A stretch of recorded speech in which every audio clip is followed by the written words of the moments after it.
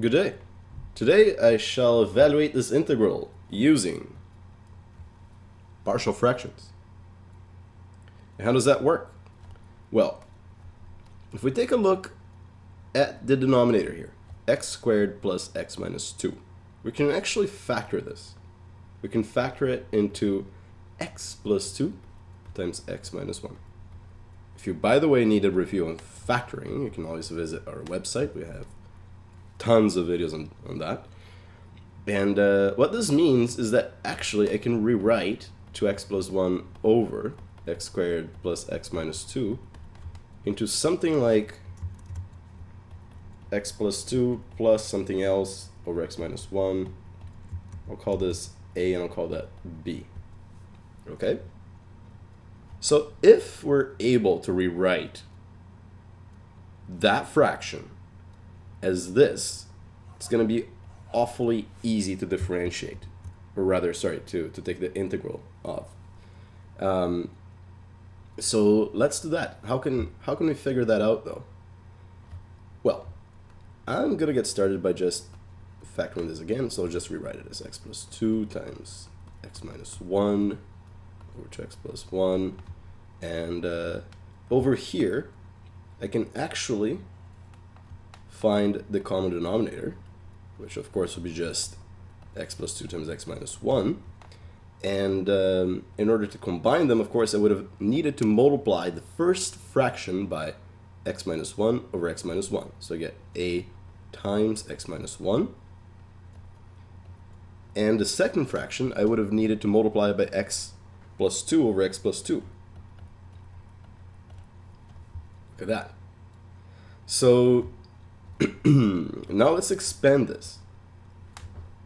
So I get ax minus a. I can distribute the b, so I get b times x plus 2b, and that's equal to 2x plus 1. So if I have the 2x here, we know that the ax and the bx, so a plus b, will be equal to 2, right? So because I got ax plus bx, so 2 is equal to a plus b. Similarly, very similarly, I know that 1 is going to be equal to negative a plus 2b. So 1 is equal to negative a plus 2b. So at this point, I can just solve this little system of equations to solve for a and b. So I will add these two equations. So 2 plus 1, 3. A plus negative a is 0. B plus 2b, 3b. You can divide both sides by 3, and b is equal to 1. Fantastic. And I can plug the 1 back in here for b. So I get 2 equals a plus 1. So a is also 1. Wow, that's pretty fantastic, isn't it? Because now I can actually I can actually rewrite, that's what I wanted to say, this fraction as 1 over x plus 2 plus 1 over x minus 1, okay? And since we're adding these two fractions, I can break down the integral like this. And now comes the fun part. We're basically almost done. I can actually just take the integral of this right away and say the ln of the absolute value of x plus 2 is the integral of this. And we're going to add ln of the absolute value of x minus 1 and add a constant at the end.